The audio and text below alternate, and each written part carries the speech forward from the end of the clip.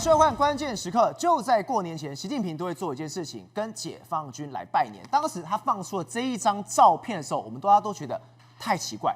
为什么很奇怪？第一个，他是视讯的方式；第二个，只剩3个人，包括习近平、董军、张生明。而且你看到这个座位安排跟距离，怎么会搞到这么远？尤其这张照片最有猫腻的是，这后面还有一大群的解放军军官就在旁边。现在我们终于搞懂了一件事情：这一张照片为什么会如此的疏远？因为习近平现在根本没有人可以相信，他唯一能相信的只有自己而已。为什么会这样说？你看到 CIA 最近又出了一个新影片了，它里面的角色设定非常明显，就是一名中国的军官。中国军官的日常里面，他告诉我们一件事情：原来他这一些的解放军的高层根本不是为了保家卫国而生，而是他们真正保护的是自己的私利。而你只要能力比他强的话，你会遭受忌惮，你会被清洗掉。所以这一名军官他想了非常非常久，我为了我的家人，我为了我的女儿，为了我的孩子，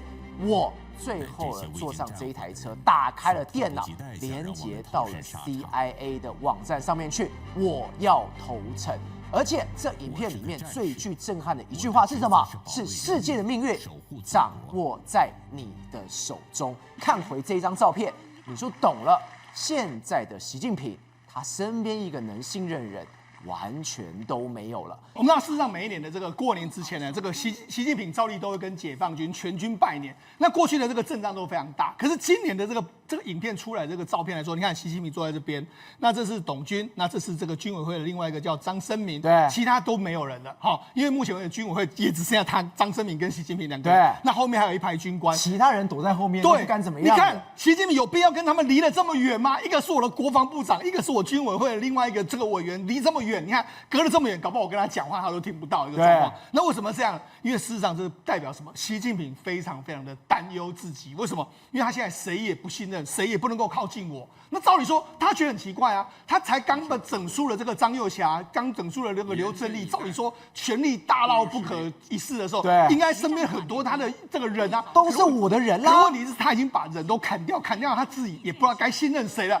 所以这张照片来说，虽然说他是定于一尊的感觉是没有错，但是同时也认为说他其实身边已经没有任何可以相信的人了。好，那我跟大家讲，美国在这个时候来，我觉得他又很应该说是又巧妙的巧妙的玩了一个心理的游戏。为什么呢？我们就说中国跟美国2个国家的竞争是方方面面的竞争，这种所谓的心里面的竞争也很重要。美国在这个时候呢，华尔街日报就报道了一个报道，这个报道什么呢？他说 CIA 寻求利用中国军队整肃的这个风波招募间谍，就在你认为说，中国的这个所谓的这个张又侠、刘振立，他认为说没有错，现在应该有很多张又侠或者支持张又侠或者刘振立的人，他会怎么样？他想要叛逃嘛？我要逃了。所以我在跟你说嘛，美国 CIA、美国的华尔街日报弄这个消息出来，对应到这张照片，你就知道说美国真的很故意。他知道说现在军中有非常多人不满习近平的时候，军队里面你想要投诚的人，赶快这时候来到美国的怀抱里面。而且志宏哥，我们刚刚特别提到今天这个影片这叫挺身而出的原因，对，为拯救未来。现在真的趁着张又侠这一波下去，真的有这么多人挺身而出吗？你看到这是我们15个小时前截的，没错，他现在还在增加当中，是15个小时，他已经累积了多少10几万次的观看数了。对，没错，我觉得目前为止来说，的确是个好时机。为什么这个好时机？正好你知道吗？当然有过去一些人是因为他们跟张又侠或者跟刘振立他们有关系的，他们被整肃。可是你敢保证你不会被整肃吗？你被整肃原因千奇百怪，都有可能被整肃。所以现在怎样？中国解放军里面大家人心惶惶。他影片一开始就说，你看有一个军官走进来啦，办公室，对，而且他一定是一个高级军官，他的手举起来，大家都跟他已经先跟他敬礼了。好，走进来之后开始在这个拍这个所他们的这个解放军的简报。解放里面这里面来说，81就是解放军的这个状况。然后他又说，他领导们正在真正他的心里面的想法。他说，日复一日，真相越复显而易见。领导们真正在保护的只有他们自己的这个私利。然后他就说，最后留下给我们的就是收拾残局。所以这让你知道说，你看上面斗来斗去，你最后还不知道收拾残局，让他有一个自己心里面的一个想要叛逃的这个心理。而且他说什么，任何有领导能力的必定遭受忌惮，被无情绞杀。对，所以你看有能力的不行嘛，吓死了。对，好，这就是这样子。好，另外一个，那为什么他想要这个叛逃呢？因为他回到家里面之后，出现他说，他的女儿还有他的这个妻子，他说我不能让这些狂人来塑造我们的女儿的未来的世界这样的状况。历史经验告诉我们，不战而胜才是最大赢家。这些未经战火的人，却迫不及待想让我们投身沙场。就是上面的人想作战啊，那于是他就心里面下了一个决心了之后呢，他就开始这样决定说，好，那我要跟美国联络。他就拿起公事包，然后离开这个营区之后呢，在车里面打开这个电脑，那联系 CIA， 然后旁白就说，我是个战士，我的职责是保护人民，守护祖国，选择这条路就是为国家、为国、为家、为国的这个战斗方式。然后你看里面就来了，就是这样子。好，为了给我们两国之间和平的未来，我要给你们一条重要的这个讯息。而且这是什么？这是在荧幕当中的这一句话。对，没错。对，那联系中央情报局这样一个状况，然后电脑背景写的我们是国家的第一道防线，这样我们是国家的第一道防线，这样哈。好，那就开始就这样子。好，那影片最后结尾就是这个 CIA 的这个标志，然后就说这个为国效力的最佳方式就是帮该机构收集这个秘密的这个情报秘密。什么？世界的命运就掌握在你的手中。对，然后下面还说你是不是有掌握中国高层官僚的这个关键的信息啊？你是不是军官啊？或是跟军方有合作的往来？你是不是从事这个情报、外交、经济、科学、先进技术领域的工作，或是从事这些工作的这个人打交道啊？请联系我们，我们想要了解真相。所以你看，他对于谁，他讲得非常清楚，就是你是这些人的话，你跟我们联络，我们一定会跟你联络，马上就可以连接得上，你就提供给我们相关的情报就 OK 了。而且这不单单只是针对解放军而已，它是大覆盖式的，是你们所有的情报，所有的人，对，通通都要。对，为什么他这样说呢？因为我跟他讲，事实上这一次的这个 CIA 的影片里面有非常多的这个细节，大家可以稍微看一下。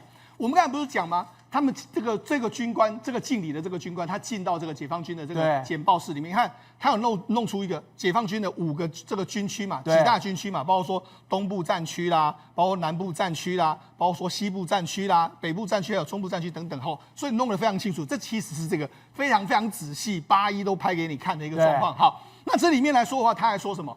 因为这一次投诚的这个军官里面来说，你看他是3颗星，然后有一条线，这就是这个就是上尉。就是中国的军阶就是上尉的这个军阶，他是上尉等级的军官。对，没错。上尉在中国来说的话，已经算是蛮高的这个军官了。所以你看，上尉再上去就是少校。所以你看，他其实已经是一个中高阶的这个官员。中高阶官员通常已经可以接触到一些机密等级的这个资料。好，那另外一个就是说，他这里面来说，因为他不是开车出去吗？开车出去，他出现了这个皖来说话，事实上皖的车牌，皖的话就是安徽省。好，那为什么是安徽省呢？安徽省事实上，如果大家知道安徽来说的话，就是团派的大本营。我们知道中国上一任的领导人胡锦涛，对，他就是安徽人。那另外包括李克强还有汪洋都是来自安徽，也就是说他们安徽人来这个团派呢，因为安徽是非常穷困的农村，所以他们都是从这个团派一路上来。所以李克强啦，或者是说汪洋等人都是胡锦涛所提携的人才。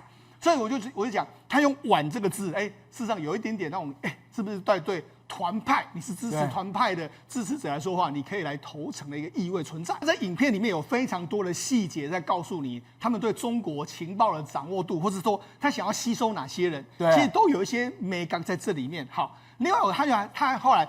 我们就讲说，那这个影片事实上他之前已经拍过很多影片，我们不是讲过吗？对，他之前说选择合作的原因成为命运的主宰者，然后选择合作的原因来说话，创造美好的愿景，中央情报局的安全联络指示，然后还有挺身而出的原因，为了拯救未来，他已经有4部影片了。而且刚刚我们还特别说，这是在张幼霞被清洗之后所放出来的新影片。我们跟他讲，你看这每一个影片来说，你看这个影片，中央情报局的安全联络方式已经有6000多次的这个观看。你看选择合作的原因有1500万次，然后选择合作的原因的第一步是2000多万次，这个都要快破亿了。对，所以等于是很多人在看。对，那我想很多人在看里面来说，这里面当然就有一些人可能真的是蠢蠢欲动，想要投诚的嘛。那你看他就在这个上一次这个1月15号的影片里面来说，他有手把手的教你要怎么去这个安全的联络。对，你看这个画面，1月15号画面跟我们刚刚看到的画面在车上里面打字的画面一模一样，是没错。所以这种它是一系列的，对，它就影片都是已经教你怎么去联络他们的方式哈。那事实上它就这样，如果你已经下载了这个浏览器的使用来说的话，你们可以通过我们的暗网的联络方式跟我们联络，连它的网站名称都跟你讲。好，那我们在讲这里面来说，其实它的每一个步骤，步骤6就是我们刚才讲到那个军官嘛，对不对？当然还有步骤1、步骤2、步骤3嘛。那你看前几个步骤3来说是一个女性，那女性来说，她是不是坐在一个办公室？然后步骤4来说，也是个男性年轻人，然后他在一个办公室里面。对，所以你看，他其实在设定不同的目标族群。哦，这是解放军军官嘛？对，那这可能是你的高级的这个幕僚阶层，或者这是一个高级的技术人员啊。它等于是有不同的暗示在这里面。你说他可能有军人，他可能有做科技、做 IC、做金融，对，他全部都在里面，各式各样的人。而且最可怕的是什么？这人到底是真人还是假人？对，他是真的是被吸收的那个人，是一个 model， 是一个模板在上面。是。它里面的影片太有意思了。对，没错，它这里面来说都是暗示某些人、暗示某些族群这样一个状况哈。所以我跟你讲，这就是一个他们影片里面的一个美感跟细节哈。所以我们来看一个中情局的官员就说，你看啊，已经有数百万计的人看过之前的影片了。你看，不止这有1000万次，已经有6000多万次了哈，并为中情局开创新的这个情报人员。真的假的？对，没错，他就说了，因为目前为止，美国跟中国在这个挑战之际，中国变成最重要的情报目标之一。虽然中国封锁了 YT 不能在中国看，但是他们事实上可以翻墙过来看，还是可以看得到非常多的资料。所以他们有信心说，透过这样的影片的方式呢，可以招募到更多的人员。好，那你想说，那这到底有没有奏效？我们来讲，事实上这个雷克里夫就是现在中央情报局的这个局长 ，CIA 局长，对，他就说什么？他说我们这一系列的努力已经获得成效，我们拍了这么多影片都已经获得成效。他说去年中情局的普通话影片宣传触达了许多中国的公民。我们知道有更多人正在寻求改善生活，让国家变得更好的途径。他说我们现在已经在找到非常多人跟我们在接触的一个状况。真的有人已经跟 CIA 投诚了。对，好，那为什么这样说？为什么他们这次会锁定军方？我跟他讲，他们就这样讲，因为中国不是军费在增加非常多吗？可是军费增加非常多，你知道吗？在解放军里面，为什么很多人想要投诚？你知道吗？解放军里面来说话，真正能升官的，不见得是你技术最好的，对，是你怎样，你愿意贪腐。我够贪的，上面贪，我跟他一起贪，我们变成一个利益集团，我就可以升官，或者说我可以想办法帮这个上面的长官弄出一个贪的这个途径在，我就可以升官。虽然他说贪腐的官员透过合同导向这个特定公司，可以轻易让自己的官方的这个薪资翻倍，甚至可以往上升官，所以很多人就对这种贪腐现象不满嘛。他可能是年轻的这个军官。他可能是有抱负的军官，他认为这个我要把它抖出来，所以他愿意跟情报局合作，原因就在这个地方。好，那我跟他讲，事实上美国都已经做过内部的推演，这个哪些人会不满，哪些我要特定吸收的对象，他其实已经有透过影片精准的打击。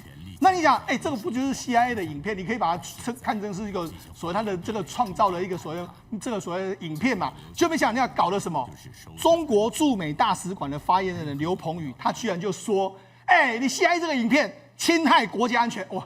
拍这个影片就侵害国家，那你中国拍了多少影片呢？那还骂人家怎样？而且这里面最有趣的是什么？之前拍了这么多部，对，你中国一句话都没吭。是，今天这个跟解放军是有关系，你触碰到了什么东西？触碰到你的逆鳞吗？对。既然驻美大使发飙了，对，为什么？因为在这个敏感时刻嘛，我们的这个张幼霞还有刘珍丽刚落马，那你用这样来挑拨我们解放军内部的矛盾，所以他就说什么侵害国家安全，我们会采取一些必要的措施，坚决反渗透，还有海外反华势力的破坏行径，坚定维护主权、安全还有发展利益。不过是个影片嘛，你搞得那么样的这个紧张，对。然后他又说了，为什么？因为事实上在2010年底还有2012年初，中国有杀害或囚禁了10多名的中国县民，当时让美国在中国的县民几乎完全崩溃。我们当时曾经讲过，有很多原本是美国的县民的中国官员，他可能在中庭吃饭的时候，赵人他直接被击毙。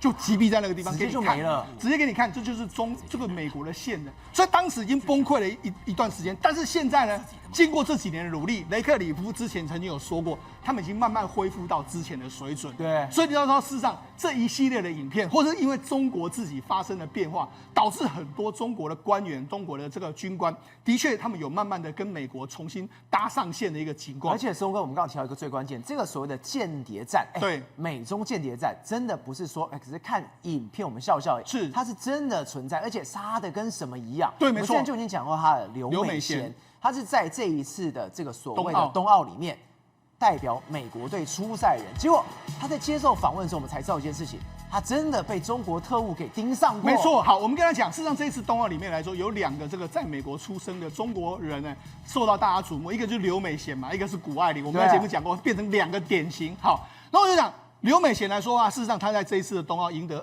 这一次的这个奥林匹克花式滑冰的这个团体比赛的这个金牌嘛。那我们都知道，事实上他的父亲就是这个刘俊嘛。那刘俊他是6·4天安门事件之后叛逃到美国去嘛。FBI 在2021年10月就跟他讲，对。跟他说，你看，你跟你女儿已经成为中国特工的目标。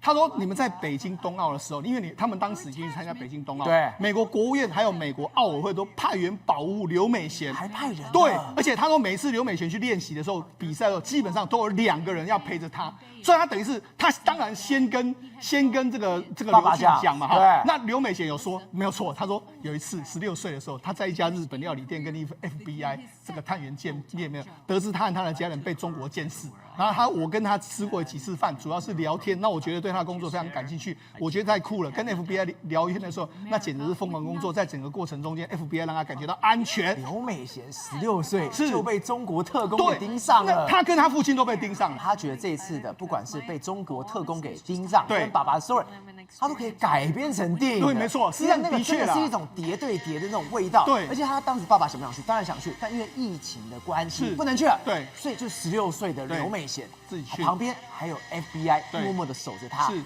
好可怕哦。对，你看，当然是一个故事啊。你看他爸爸的故事本身就很曲折，64的时候离开，然后到美国这样一个状况，所以这真的是一个非常不一样的状况。而且他去北京冬奥的时候是2个人陪着他，对，基本2个哦。是啊，因为你都不知道北京特工随时都会冲出来，对，没错，对你做什么事情的。所以因为你不知道北京虽然想吸收他，对，但北京有可能会反过来会对付他，对，所以这个时候你完全不知道是怎么样一个状况。那当然，刘美贤本来就是中国要吸收的，这是没有问题的哈。那后来美国在2022年的时候就起诉了5名中共的特务，对，他说呢，你们是涉嫌替中共当局跟踪、骚扰还有跟监美国的这个居民。他说里面来说包括一个这个非华裔的人士的叫 Matthew Zebras 的，他是被指派监视刘美贤跟刘俊，就是他，对。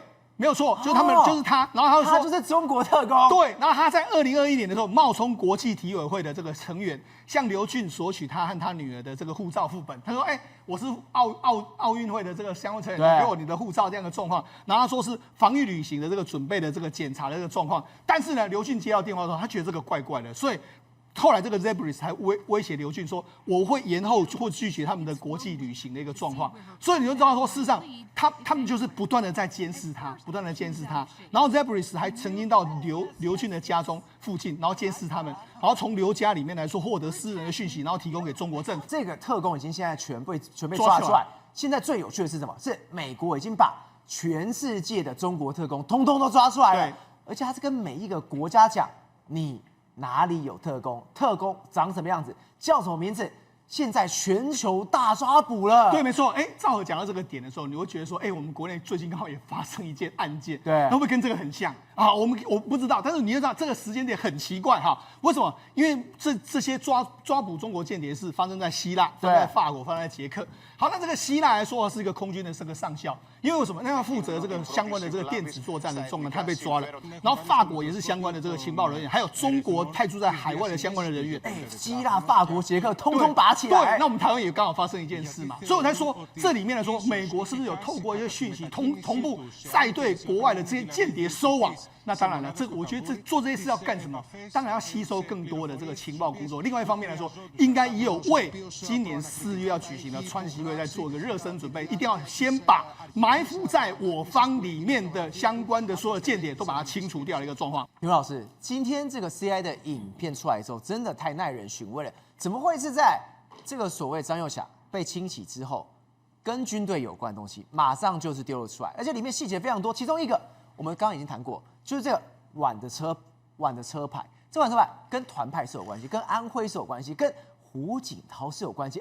这个出来之后，这让习近平真的是抓雷弹了吗？对，这个其实我觉得是 CIA 准备大肆的报复。过往来讲的话，2010年到2012年的时候，当时把美国的一些县民全部起底之后的一个回击，你知道吗？他是在报复。而且我说真的哦，如果两国之间来讲的话，未来要发生任何的不愉快的事，比如说战争也好啊，那情报系统要先走。对，所以情报系统现在部件是对的，因为我们台湾来讲的话，过往在对岸的部件哦，大概被起底的差不多了哦。这从马英九政府之后，大概被起底，基本上现在已经没有什么太多能量。但是美国还是有，因为美国你看到刚刚世聪有报告过，基本上通告的都是北约国家，北约国家里面的这些相关中国间谍，对，都一个一个被公告出来哦。那为什么都是美国 CIA 提供的资料？所以现在有一个关键就是说 ，CIA 一连串的这一个影片哦，你看到它都是有针对目的性的。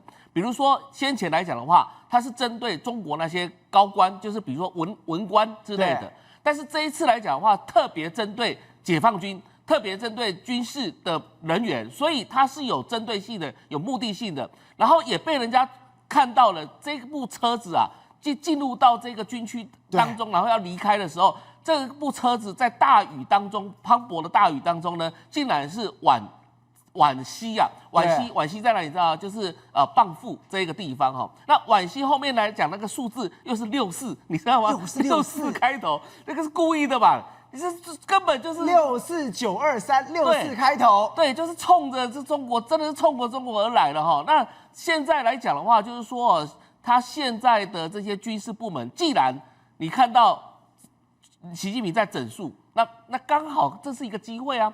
你晓不晓得当年来讲的话，共产党怎么起家？其实共产党不是很会打仗的，对，是因为很多国民党叛变过去，所以共产党国共内战的时候，当时共产党为什么那么顺利？对，就是因为一大堆军人都叛变到共产党，因为当时蒋介石打完二战之后，那想说要裁军了嘛，裁军之后，然后没有人养你了，那谁来呢？所以共产党说没关系，蒋介石不养你，我养你，所以全部都跑到那边去。后来蒋介石到台湾来，才搞那个什么退辅会武林农场啊，什么福寿山农场啊，开中横啊，就是让那些退伍军人有事做，就不会叛变了嘛。那现在就是说，现在军人被整肃，会不会心生不满？或者是心生说，会不会下一个换到我？对，那如果下一个换到我，那我倒不如现在赶快投诚，为了我的将来，为了未来，至少我可以保住下一代。我现在所赚的钱，至少下一代还可以用，对不对？你看到现在只有中国驻美国大使那边叫一叫而已，对，他能够做什么？他其实现在目前来讲，好像也没有什么这个回击的这个能量啊。你比如说，现在中国的国安部或是中国的哪个部门去招募美国人，那是这个美国人会过去吗？对不对？对，大家。这个向往着美国的生活，这是中国的高官，你中国贪污的官员，他们向往的。喜欢做什么 AI 片吗？这时候不是应该要先反击了吗？是啊，为什么没有反击？现在没有反击哦，所以代表说也不知道他们不知道该怎么处理这事情。因为大量的 CIA 的所有的铺天盖地而来的去渗透，然后去挖他们的一些相关的人员的时候，他们现在光是防自己的旁边的小人就防不了了，你还要防美国？因为自己都会监视自己啊！你看到为什么军委会里面只剩下这3个人而已，而且董军还不是军委会的哦，对，只有2个而已哦。所以现在来讲的话，就是说大家会害怕，反倒是制造那种寒蝉效应。然后其实现在习近平真的是孤家寡人，那底下的人也不知道该怎么办，所以就整个乱成一团。这就是川普政府他们出手。严厉的先从情报部门下手之后，然后扰乱他们，也是分坏他们，所以这是典型的美国的 CIA 的典型手法。国民哥，你才刚从新加坡航展回来，我们刚刚谈到是什么？是中美两国在间谍的角力非常非常凶。就你说在新加坡的航展上面，中美的军事的对抗比你想的还要凶，大家都在互相的在秀肌肉的。不只是中美啊，连澳洲也参一脚，澳洲也参战了。其实。澳洲呢，在这次呢派遣人家 F-35前去新加坡做一个动态展示，那这个叫单机的性能展示。对，那其实单机的性能展示的话，其实我们要先讲一个重点， F-35是5代机，5对代机比的是什么？逆中性哦。但是呢，它特别呢在这次的航展中展现什么？展现 F-35的战机的机动性，什么意思呢？就是灵说巧性，对灵巧性哦，它会F-35战机呢，澳洲的 F-35战机哦，那透过不管是我们叫滚转啊，或者是说铜滚哦，或者是说高机动的升力哦，展示飞行员对飞机的操控技巧。因为其实你要想象大家要想象一个画面，说你一个飞行员坐在一个很狭小的一个座舱哦，然后你操纵了非常灵敏的飞机哦，那其实呢这个时候呢飞机会承受很多一些我们叫风速风阻。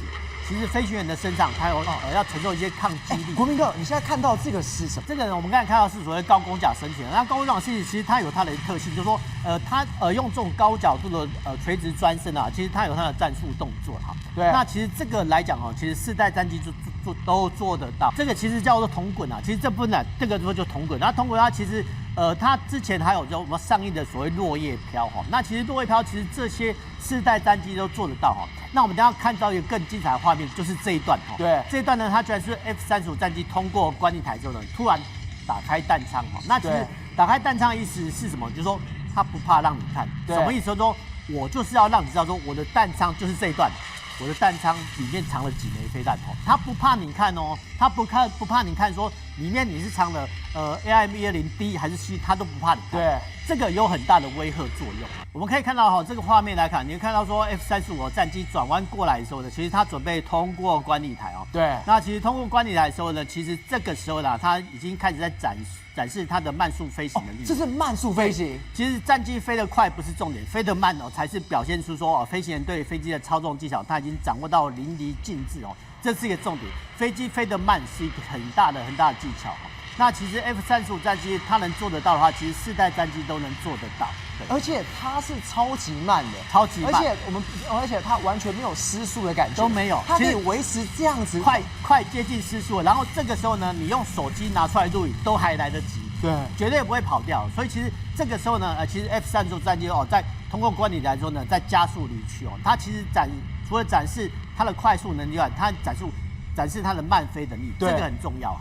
那我们的意思是说，澳洲呢 F-35战机呢，在新加坡航展的时候，除了展示4代机所有的机动性能之外，它也不要忘记的是5代战机，它比的是逆中性。对，所以逆中性的话，其实它的机动性也有，它的逆中性也有哦。其实它更重要的是说，我派遣 F-35战机前来新加坡，中国有没有？没有，你可以看到有歼20过去吗？没有。你有看到歼35战机过去吗？没有。但是他们还是派遣他们叫81特技飞行小组过去哦。那其实这边呢，我们还是要予以肯定说中国的特技小组为什么？因为其实这批战机6架到7架歼10它算是新的战机那第一次睽违6年之后，那再重返新加坡。那其实这个叫扇形展开动作扇形展开或者说垂直钻身来讲，其实世界各国的特技小组都做得到。但是我们要特别注意的是说其实中国是一个机群过去了，什么意思？就是说它在中途的时候，居然是透过空中加油，然后让这些战机航渡。这个在南海上空展示他们的空中加油的能力。其实我觉得这一点比较重要，因为其实我们在会场中看到说，81特技飞行小组啊，你什么铜滚啊、编队飞行、筋斗啦，然后呢机体尾随这些我们都看得很精彩、很清楚。但是我们要特别注意说右下角这一张其实它是央视出来一些画面它是说我空中加油的，空中加油。对。那其实空中加油呢，不只是在飞航到新加坡的时候，其实之前中国战机在远渡埃及的时候，他们也一整群过去，包含空中加油机，甚至预警机、运输机都过去。这个是一个很麻烦，对我们来讲很麻烦。这个要体系化作战，不是说我们在地面上看到说特技飞行表演很精彩，没有错。但是我们要注意到它的空中加油能量。那这一段呢是比较有趣就是安东尼有那个这是最近这一周里面最红的。他说这是史上最辱华的，是安杜里尔的人，拉奇哥，对，拉奇哥，他竟然拿着这个卷尺，他去量了。讲白一点叫老顽童老顽童就说，他居然量一个卷尺说去量这个歼35 Mark Up 的一些1:2的模型他的用意其实很简单，就是说他不只是说羞辱说中国说你们这个是抄袭我们 F-35的战机，不是，他不只是这个意思，他还有一个意思是说好。你既然是做出了隐形战机，对不对？但是我做的无人机，你们所看不起的无人机，我可以干什么？我有能力把你打掉所以是这样子。我们这个叫老顽童的想法啦。对。这些我们叫新创公司啊，新创公司它有很多 idea 哈，它会用很多我们叫低成本的一些小型无人机、自杀机，对，去攻击你的逆中战机哈。那其实有些人会问说，打得到吗？哦，说真的，或许在不久的将来有这种可能性啊。但是无论如何啊，就说这家新安多利尔的公司的老板居然很调皮的哈，跑去说这个展场啊去做量尺寸。对，那我们当时候一个怀疑是说，你们现场的工作人员都没有制止嘛？哦，那个叫中航集团，叫 AVIC 啊。那其实旁边有一个集团叫中国商飞，对，就说当这个安多利尔的老板在做这种辱华的动作的时候，你们旁边的工作人员怎么都没有制止呢？还是说你们不知道说这个叫 Lucky， 还是说你不知道这个叫安多利尔的公司的人员？我觉得这不来讲可能他们下次真的要特别注意一下，因为其实我们必须说啦，确实有一些很调皮的一些。游客会去摸一摸、敲一敲。那现在不只是摸一摸、敲一敲，他是直接拿一个量尺丈量说，我就是要羞辱你，这个是很羞辱的动作。我觉得现场人员要有警觉啊，不管现在是中国还是台湾都一样，这要有警觉。我觉得这部分来讲是一个小插曲。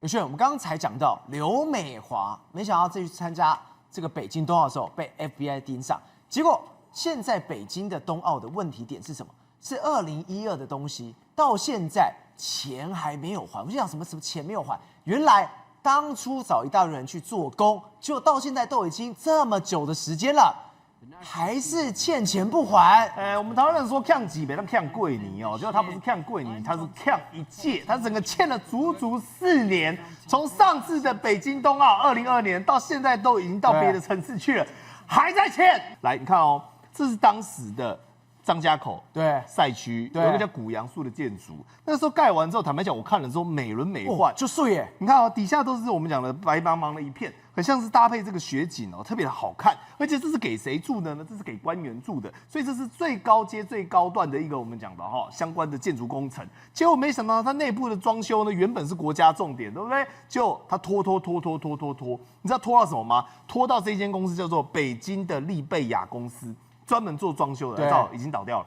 我北京官方的故意把这个利贝雅公司，我就一路拖欠你的工程款。那公司需要周转嘛？反正呢，你卡久了之后，搞不好不止这个案件，一路的搞到你的公司最后周转不过来的时候呢，我就干脆就不用付你钱。这个不是小钱哦，人民币90万对，这是几百万的东西这不是小钱而且这最快是背后的中铁18局也在装死。对。我不付了啊！你遇到中铁18局就算你倒霉嘛？我们不知道讲过中铁18局、中铁10几局，搞过多少鸟事，专门欠钱的。但是我跟你讲欠钱这还算小事，这顶多就做白工而已。最可怕的你知道是什么吗？是把你吃干抹净，还跟你借钱啊！你知道中国我没办法想象这件事情。你看到这一位，你不要以为他是什么弱势哦，不是，他叫做姜志国。他是因为中国很优秀、非常优秀的一个吉林的盲人企业家，那他当时呢帮政府一共前后呢快带电了非常多的钱。原本有一个叫做棚户区要做改建，所谓的棚户区就是所谓的破落户，也就是你那个房子漏水啊、年久失修啊、低矮楼房，我讲白了就是都更。他把它都更之后呢，盖成好几栋漂亮的美轮美奂的大楼，结果没想到这个大楼却是烂尾楼。所以那个时候呢，包括吉林省的相关的政府呢，就来我们讲的要求他帮忙啊，帮忙什么呢？说这个中石房地产现在有点问题，你先帮我们带电呢，大概我们470万，对，470万加起来大概2000万而已啦，2000多万台币。对，带电完之后，我跟你讲，他楼房一定卖得掉。他卖掉之后呢，他楼房的钱就给你了嘛，这插个手续很快就办下来，很快就还钱了。就知道最后有没有还钱呢？没有，跳票，继续变烂尾楼。所以2000万先是第一笔，就后来呢又有别的单位这个叫我们讲县的住建局。住建局县政府跑来找他，跟他讲说，我们现在农民渔工这个农工全部都要去跳楼了。结果他又借了多少钱呢？788万人民币，大概台币3586万，就照了。这2笔加起来，我们讲已经5000多万了，对不对？结果呢，县政府跟这个中石到现在都还没还他。不是，这个人也太坏了吧？然后你知道没还他就算喽，还干什么事情呢？他是跑去敲门，对不对？而且他是一个盲人，我们看着他拿着一个这所谓的导盲棍好了，他就走了过去。他是这样子沿街敲，都没有人去理他的。他一开始不用，你知道为什么吗？一开始是五花大叫，请着他来。对，然后就现在呢，这是他要去陈情的画面。他去敲哦，就我们讲的不得其门而入，甚至呢还会找人把他赶走，因为他现在一直借钱，对，所以他资金链断裂了，嘎不过来。来，你现在看到一群人围在他家，对不对？我跟你讲哈，讨债的，就来跟他讨债的，因为债主都以为说哇，政府已经还钱了。所以呢，就跑来他家中跟他要钱，然后呢，甚至开始算说你这个家中的有多少钱啊，可以典当多少。那你知道吗？旁边那是谁？你知道？民警。对，就债主还带民警来跟他要钱。那民警是属于谁的？政府的。对，所以我跟你讲是臭不要脸。这是太坏了吧？就是我跟你借钱，我不还钱，害到你倒闭。倒闭之后呢，我再帮忙找你的债主呢，去你家讨钱。这个江志国真的是一个了不起人。你看哦，他原本是这个长岭县的村民，那他先天呢眼睛就是大概有点看不到，26岁的时候完全剥离。那他做这种木材加工生意哈，所以他其实几十年来哦，成为地方的一个士绅，知名的企业家，因为他是好人好事代表，甚至担任过呢人大代表，也就是县市的人大代表。你看哦。江志国在吉林好人自强之星评选吉林好人自强之星标兵，所以他是最一拜哦1等1的。结果没有想到拿了一大堆荣誉证书之后呢，竟然变成肥羊。所以他那时候原本要去找这个县住所解套，对不对？然后说我们希望呢你能够赶快帮我帮忙。他说当时啊我还跟亲朋好友筹资，所以你看解释为什么他欠钱。他帮政府去借钱，那一些钱原来是除了他自己拿出来之后，还跟一大堆人借钱。对，结果我现在出事之后，每年都找我讨债，亲朋好友现在都跟他反目了。那你知道当时多过分吗？因为他有公布一个录音档，那个录音档里面哦，首先是第一个常务的副县长跑出来讲，这个副县长叫王立，我说你放心，我插手了，这个钱呢不就是不省回来，我不就渎职了吗？啊，保证明年项目给你启动，你的立业呢一定可以兑现。我人走，但是事不能黄嘛，是不是？那坏良心了哦。这是县长 A， 结果副县长 A 呢已经挂掉了，换了另外一个新县长来哦。就新任的县住建局长也跟他讲说啊，一把手县长通过了，不可能2个县长合伙互动吧？也就是副县长已经跟他保证了。后来住建局长又来，他跟你讲说，新的县长也会给你过，绝对不会糊弄你。那照我请问一下，有没有糊弄？当然是糊弄啦。所以2个县长都是骗子，一个县长一副县长都骗子，所以糊弄，你知道吗？所以你好，他还有相关人啊，副县长承诺不代表政府，盲人企业家帮政府解困的垫资呢，却收不回来。所以你知道，后来哦，这是当时2024年，我们刚才看到是讨债，但当年哦，是包括副县长一群人。住建局长来到他家中，跟他感谢，然后跟他拜托。所以你知道吗？因为他这个期限非常长一段时间，如果从2017年连本带利来算，他已经借了政府9000万，他也被欠了9000万。而最后呢，他现在轮到的下场是什么？也就是没有办法得到善终，只能沦为破落户。宏观取材，厘清真相，犀利精准，深入剖析，时刻掌握关键，新闻时事不漏接。老时段，新气象，我是钟浩和，关键时刻2.0，全新出击。